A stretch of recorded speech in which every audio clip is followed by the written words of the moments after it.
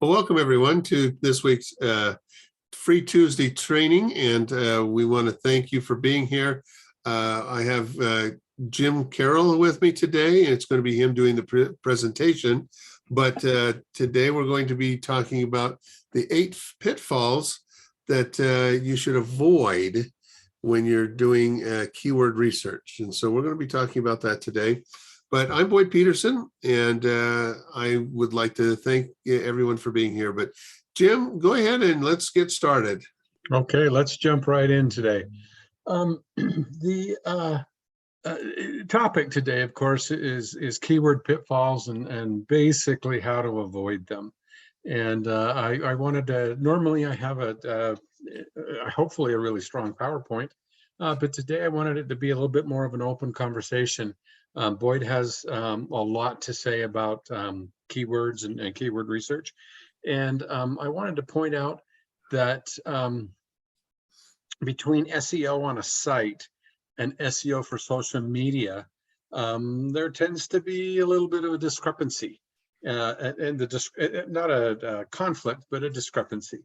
And so what I might choose for a group of keywords or a complex, lengthy keyword, sometimes Boyd chooses words that are a little bit different than I do, which is intriguing.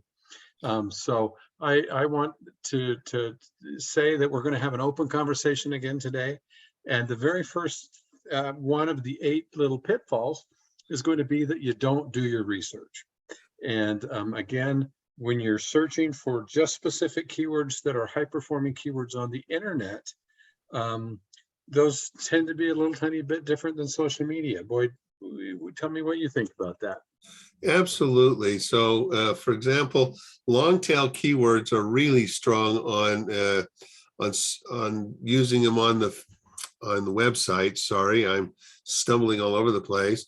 But on the social media, long tail is not as important. In fact, long tail there are usually only 3 words, not generally more than that, and they don't have spaces between them, so they're a little harder to read, but that's okay. But long tail on websites can be very long if they need to be, so that you can get very specific to where you're trying to go. And the difference is that with it's hashtags is what we're using our keywords for on social media, where you're using it for searching. What does people type in to find the website? Well, that's what the keywords and the long tail keywords come into play for websites. That's absolutely correct, and thank you for that clarification. That hashtag aspect of it tends to be really different sometimes than the literal search or the search term that we're wanting to rank for. So just bear that in mind, and keep in mind a little bit too the verbiage or the terminology that your audience uses.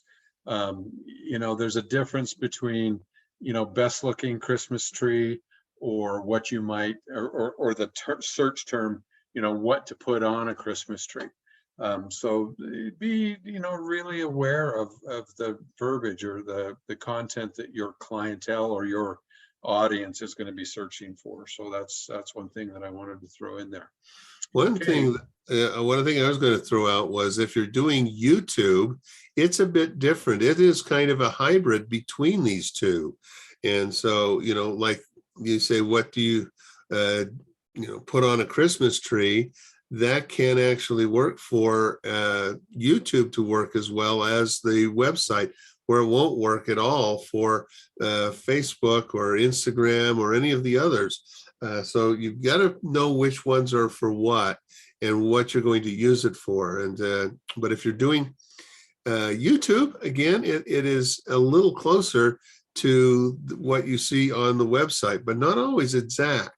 Yeah. It's interesting, and I know that Boyd and I have the same perception of this, but a lot of people don't think of it this way. YouTube is in fact a search engine. It's owned by who? Google. Yeah. So It functions somewhere in the middle is a great description. So anyway, let's move on to a little bit of a second topic. This is our second topic today. And do you want to jump into it? Or Sure. It's choosing the right keywords and where there's not so much competition. One of the things that I have a tool that goes through and looks at how much a keyword or set of keywords are used. And if it's over 1 million people a month that are searching on that, it probably isn't as good for you or for a local business to be using. The reason why is if it's 1 million, it means it's a worldwide word or set of words. That just are not going to get you ranked. I mean, to rank in 1 million, search for that exact term is going to really be hard. That means everybody's trying to do it. And I've got a couple of customers that we've done that with where they wanted those keywords and we did. And, it was very difficult. But then when we went and found some other keywords that only had maybe 15 or 20,000 searches per month, or even 150,000 a month. Now, worldwide, that's still big, but you got to remember, if you're in a small area, Google and Facebook or Google and YouTube actually are going to search it for the local aspect first. Mm-hmm. And so if you use something that's got 150,000 word search, you're probably going to be in the maybe 500, maybe less. And that's great. It's interesting. Boyd and I both have different tools that we use, and his is really specific to social media. Mine's really specific to the internet. And one of the first tools that I use tells me exactly how many searches it gets worldwide. The second search or tool that I use nails it down specifically to the exact search. And I use terms, sometimes I'll throw in a city name or something like that. In Salt Lake City, we recently did a physical therapist, and we drilled down to Salt Lake City. We drilled down to Sandy or Draper or suburbs of that city. And the keyword searches went down significantly. But so the numbers went down. But if we search for physical therapist, in just the United States, not even the world, but the United States, it came up with 1 million searches, let's say. But when we nailed it down to Utah or Salt Lake City or those, it dropped it down to, I'm going to say the less than the 50,000 range. But I do want to throw this out there that the perfect keyword for me is going to be about 50,000 searches a month from a website perspective. If it has less than 10,000, it's almost not really worth the effort to search after it.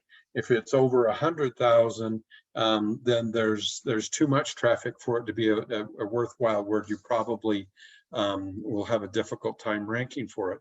But the words that I really, really like are about 50,000 searches a month. And that gives us the opportunity to be found for it, to rank on the first page for it, to do all the things that we want to acquire enough traffic for it to be a viable keyword for you guys.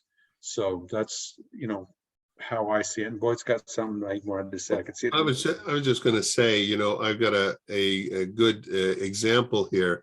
So if you look up fitness, you're going to write a blog on fitness. My gosh, that's like 20 million, maybe not 200 million, but 20 million searches a month on just fitness. But see, if you get it down to a long tail keyword like fitness tips for seniors, now you're down in the 55,000 range. Mm-hmm. So be very specific. That's why long tail keywords for websites and for YouTube are very important. Now, here's the other side of that, though. On social media, fitness does have a lot of people that are posting to it and a lot of people who search for it. So you probably don't want to use that, but maybe you put seniors fitness. which has quite a few people who've posted to it, but it's only being searched by about 10,000 people on Instagram, for example. And that's a good thing because now you're targeting your audience down much better anyway. And so that's the difference that you want to do. Another example of that one is fitness exercises for retirees. So when you get to these long tail keywords that are much more specific to your industry, that really helps. Now, of course, if your industry is for that 35-year-old female, that's going to be really hard unless you can figure out what little niche you can go after. Well, Boyd, that's an awesome comment and a wonderful story. I know you love stories. But it kind of leads us into the next little topic. Item 3 on my list is not really thinking about the intent of the consumer or the searcher. So by adding the words seniors or senior fitness or something, fitness by itself is a mammoth word. But like you said, who is your audience? And I said that earlier. Who's your audience? What's the intent? What are they? Why is somebody looking for fitness? And if you're a senior, the way that you approach fitness is really, really different because and I don't want to say anything disparaging, but they have brittle bones. They don't stretch as well as the rest of us, or haven't kept up with exercising like they should. Exactly, like Boyd. I didn't want to say Boyd by name, but now you've outed yourself. So think about this intent. Consider the intent. Why are they searching? What is it that they're trying to discover? It's different if you're wanting them to sign up for your Facebook fitness channel. To get a daily tip or a daily exercise, than if you want them to read your blog. I mean, they're two different things, and how you search or why they search, the intent is really, really different. So consider that when you're evaluating those words. And I have a couple of customers they have several different blogs so that they can go after different intent or clientele. And so in that particular case, like what I gave a minute ago for the seniors, they have they'd have one just simply for senior exercising and such, but then they would have another one for maybe it covers a different aspect. Maybe it's yoga, and yoga for the youth, I think, is one of the ones that they have. And so by having separate blogs, it'll help you attract different people. Now they actually have different social media for each one of those. They have 5 different social media accounts on Instagram, on LinkedIn, or not LinkedIn, on Facebook, so that they can draw people in under each of those different areas. So make sure that your intent is going to drive traffic that you're looking for, because it doesn't do any good to send somebody who's 35 years old to a senior exercise blog. Even though it's mixed with the yoga, it's not what most of the articles or some of the articles are not what they look for. And if that's what they see first, they're gone. It's intriguing. Boyd said specifically that somebody has 5 different channels. And as soon as he started to say that, my mind went crazy for a second. Thinking, well, you can't have them all on the same site if you're searching for the same word fitness, because what happens then is you have now the word, you're optimizing for the word fitness, but in 5 different categories. That starts to become out of control very, very quickly. So you might in that case, certainly with 5 different platforms on social media, that's one thing. But if you're using the website to generate traffic, you might have to use an offsite blog. And that is what they're doing, yes. Yeah. My mind just went crazy for a second when you said that. So, well, they actually went out and got some extra URLs so that they could have landing pages for each of those blogs. And so the landing page is only for that blog. And then they have the main web page that they can refer back to. Yeah, that's the appropriate way to do it. Yeah. And having the landing page drive into the actual site for fitness equipment or whatever it is the appropriate way to do things. So kudos for that or getting that done correctly. Well, one of the next things I would say is be careful, like, and you've hit on this, so have I, don't use keywords that nobody's searching for. I see this all the time. Somebody will say, well, I'm going to go after this. And I'm going, I can't find that keyword anywhere that anyone's even using. Oh, I'm sorry. Here's one where it was searched 3 times last month. Yeah. Oh my gosh. There's a free tool, and Google's infamous for their free tools. Yeah. But it's called Google Trends, and Google Trends tells you not the exact number of searches, but how it performs to other searches. So if you use a term, and I'm going to stick with our fitness idea or Christmas tree idea, it doesn't matter to me. But if you use fitness, it's going to get a million searches. If you use, senior handicapped fitness, that's going to get like 0 searches. And so Google Trends tends to show a draft or a chart and the difference between those 2 words. So I use a very specific tool. It's a paid tool. I'm sure Boyd's tool is a paid tool. And so we see exact number of searches over any period of time that we want. And in my tool in particular, we could do a month, 6 months, a year, 5 years, and actually see a trend over time, but I get exact numbers. With Google Trends, you just see the trend over time. And it's kind of cool. If you search for something like Christmas trees, you'll see it, in November pop up, and then in January it pops back down.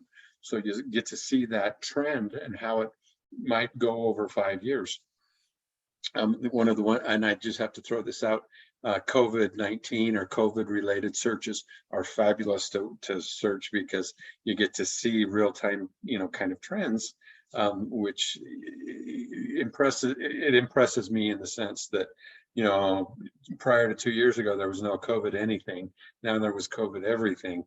So you get to see those trends, and it really proves that the Google tool works. So Google Trends is the tool, and it's free, and you get to search for your topics or your trends that you want to see happen. So one of the things that can go along with that as part of this same thing is you may get a long tail keyword that only 4 or 5 people are ever going to type in. So you want to check how the long tail keywords, maybe you need to shorten it a little bit so you're getting a little more traffic. Like Jim said, you don't want it less than 10,000, and really you don't like it when it's above 100,000 generally. And now I've got a couple customers who are into those big market things, and so sometimes we have to use the 100,000, but most of the time we try to find lower keywords that will work, and they do grab more attention, even though people say, well, there's more people are going to see it. No, it's more people. There may be more people going to it, but it means that yours is going to get pushed down much faster by other bigger companies or people who have optimized better for it. And so you got to be careful with that, and don't use the long tail too much. I mean, you do want long tail. Long tail is where the best things are. That kind of leads into the next topic that I wanted to discuss was exact match keywords. Oh yeah. And exact matching keywords, and you need to work closely with a marketing guy like Boyd or myself or whoever you pick, it doesn't matter.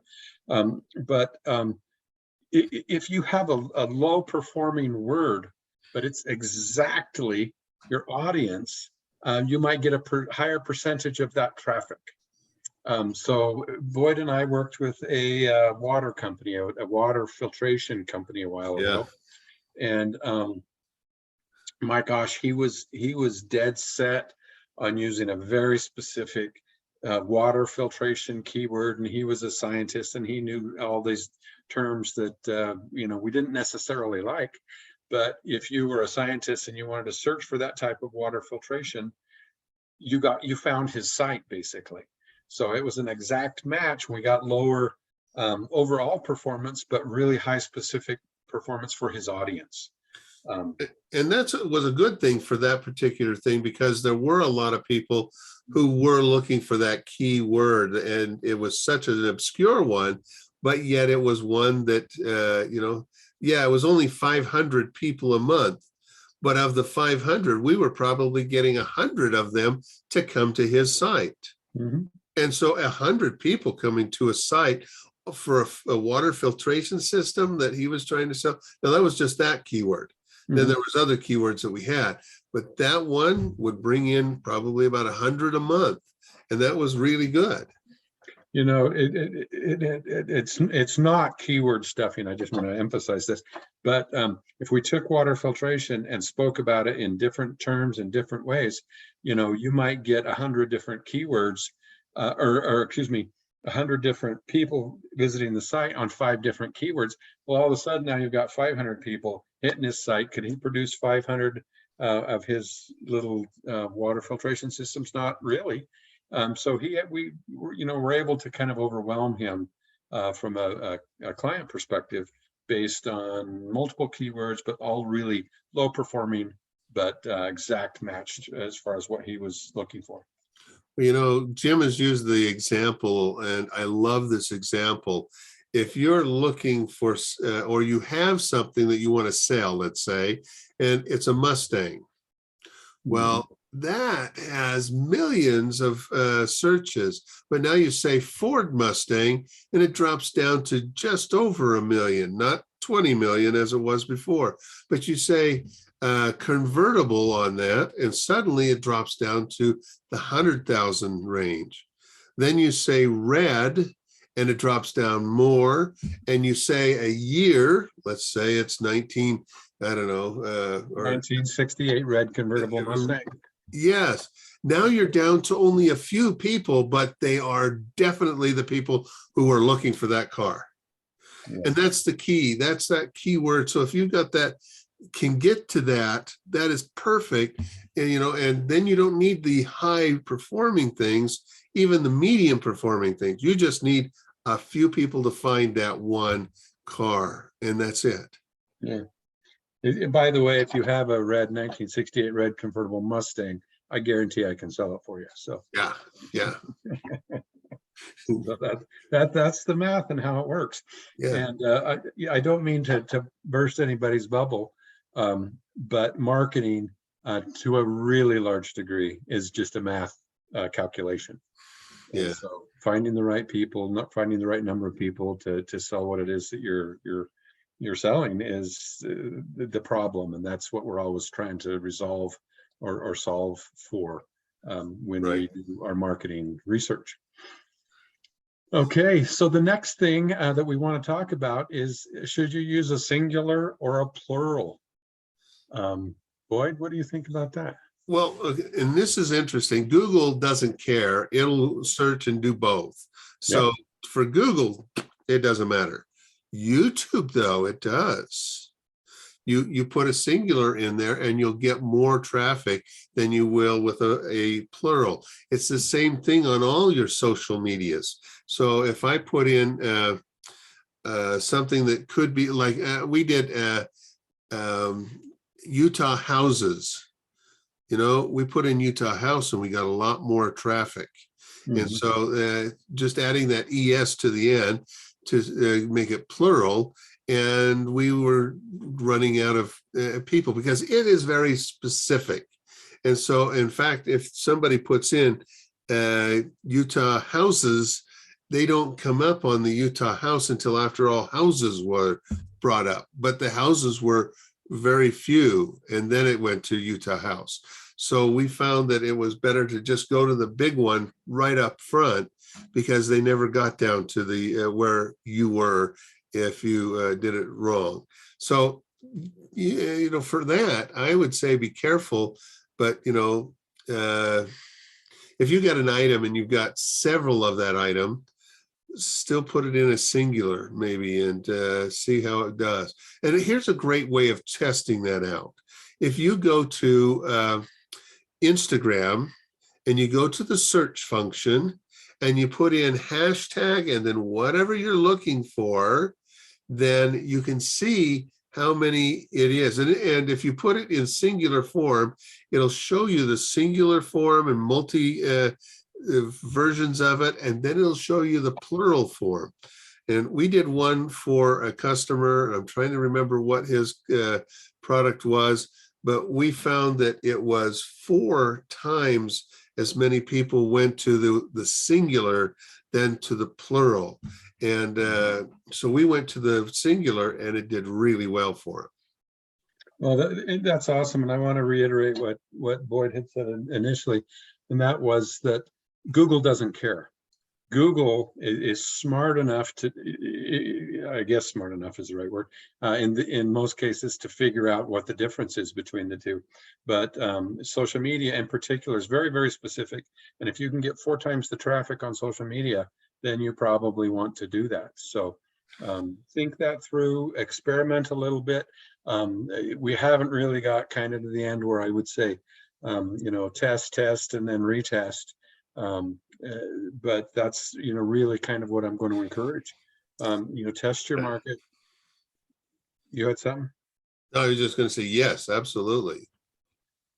Okay, so moving right along, I'm going to talk a little bit about cannibalization. I keep getting yes. light flashing. Hang on. There we go.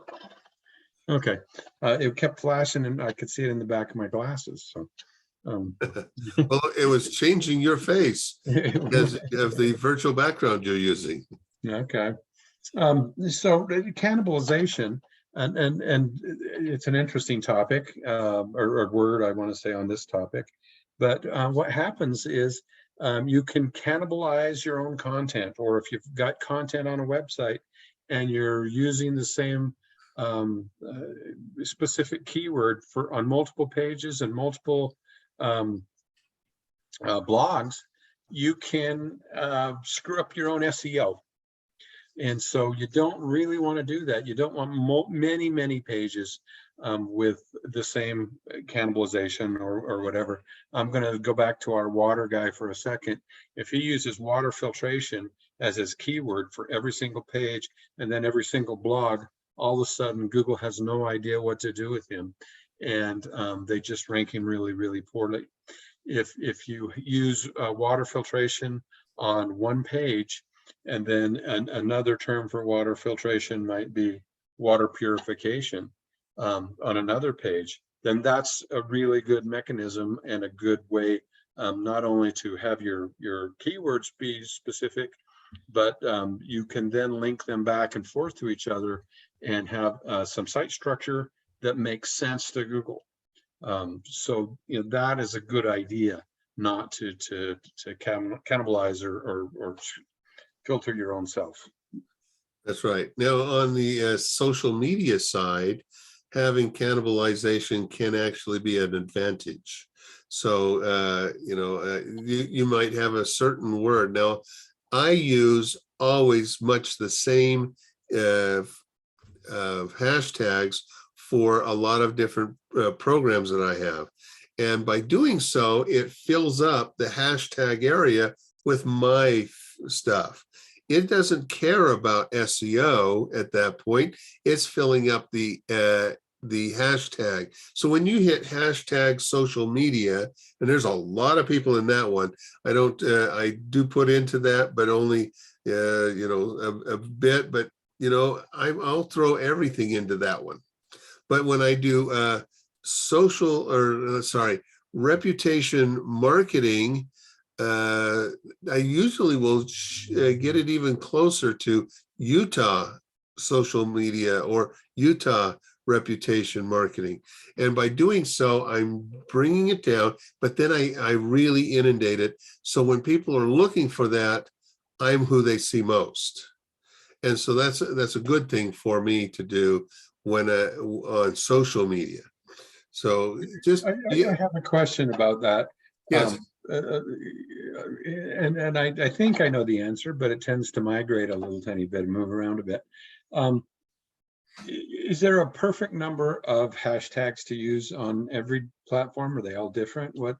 They are different. They are different. You cannot use, for example, on Instagram, you cannot use more than 30 hashtags or they'll throw your whole post out. Okay, so don't use them 30. Now, the optimum, they say, is between 7 and 11 for what people like to use. If you're in more than that, they will put it into them. It's just that people stop paying attention when you're in.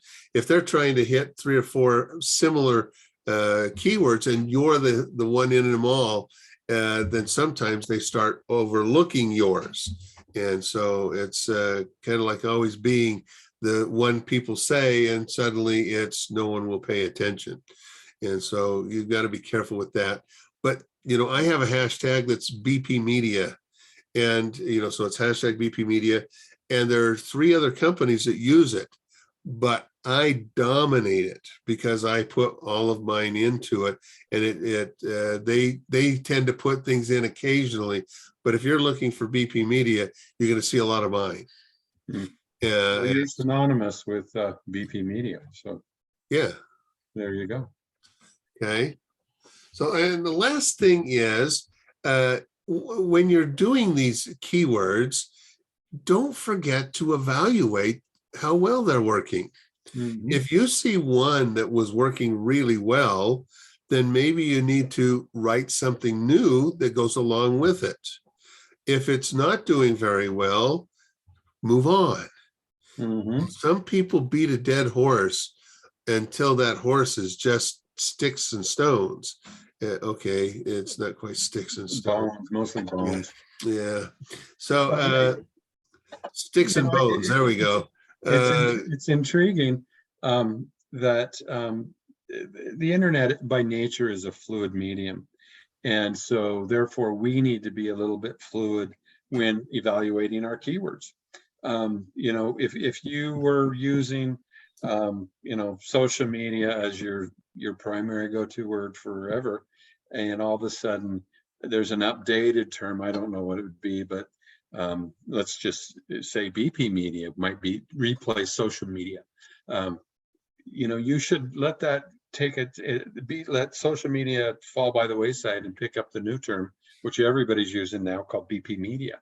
And so, you know, be a little bit trendy, be a little bit out there, test, retest, reevaluate, always question what you're doing or what your marketing people are doing to make sure that you're performing the way you should.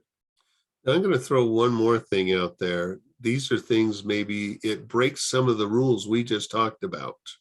And that is when you're using things like TikTok or stories on either Facebook or Instagram or reels on Instagram and Facebook, or even the shorts on YouTube. Those are all video, and they have a little bit different challenges when you're talking about keywords.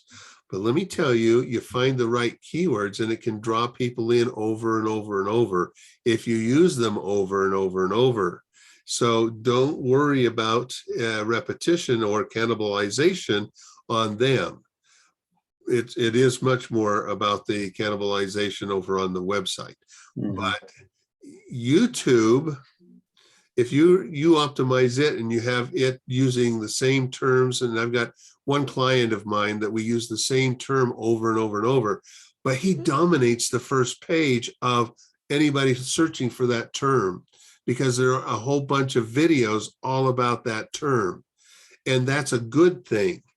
But when you're looking for it outside of that term, it sometimes doesn't get to them because of that cannibalization. So watch what you're doing. And like I said, it changes occasionally with, especially with the entertaining videos of those 4 I mentioned a minute ago. You've got to pay attention to the keywords you're using and find the right ones. And you can continue using them over and over in most cases.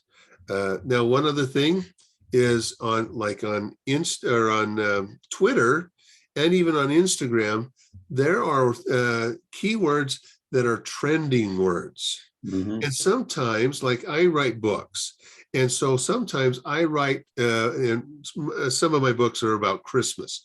And so when Christmas starts to become a trending word, that's when I start using it.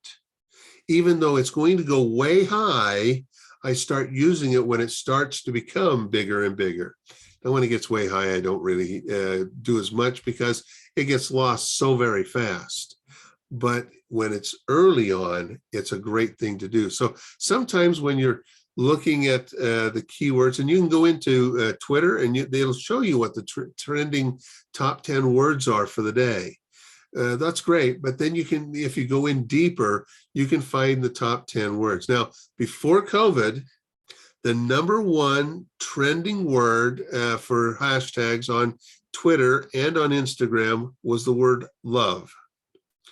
Okay, now once COVID hit, COVID was the #1 word for a long time. It's now sometimes comes up to the #1, but they're all over the place now. But if you need to get something out to, and you've got something that can be trendy, that's great. Now, don't put the trendy word on it if you have nothing to do with what that trendy word is about. Absolutely. I was just going to say that is make sure that it's topic related a little tiny bit. You'll get thrown a loop if you start putting trendy words in yours just simply to throw the words in as hashtags, and you'll start getting bounced out of utilizing those words. And so you got to be careful. So if you're going to I mean, there was one that I recognized a while ago, and it was the Kardashians. You know, they're always in the news, it seems like, and they pop up into the top 10. Well, if you have nothing to do with Kardashians or with any of the things that they care about, and you put Kardashian in it, it's not going to work for you. It's going to actually punish you. And where if you've got something that is kind of cool, maybe you've got somebody's wearing an outfit that was similar to a Kardashian, that's great. You know, I saw a post in one of my groups the other day that said, you know, that he was really proud that he had never actually seen a Kardashian show in his whole life. You know, I haven't seen one. so there you go. But I'm going to wrap this up a little tiny bit. So the point is, you guys, that you need to test and reevaluate, and I want to say evaluate and then reevaluate across multiple platforms. And the website's going to be a little bit different than social media. Social media is different inside of itself, whether it's TikTok or Reels or whatever. And so you need the expertise and the ability to, and time, quite frankly, to be able to evaluate all of those things across all those platforms. And I have a idea for a book, Boyd. If you're writing a Christmas book, it could be called The Forgotten Carol. Oh, good. Yeah, for those of you that don't know my last name, it is Carol. So yes. And there is also both a the Forgotten Carols and see, don't get it too close. Yeah, so at any rate, that's the Forgotten Carol. Yeah, there we go. Yeah. So at any rate, all thank right. you for being here with us today, Boyd. I'll turn it back over to you. Thank 100%. you. Yeah, well, thank you everyone for being here today, and I hope this has helped. So just remember, there are things that you should and shouldn't do, and we talked about some of the things you shouldn't do, but they was mixed with things you can. So thank you for being here Boyd today. at bpmedia.com. Boyd at bpmedia.com. Yep, thank you. Or myself at Jim at e2-ts.com. Yep. And we'll answer any questions that you guys throw at us. Yes, thank you very much. Have a great day, everyone. Bye.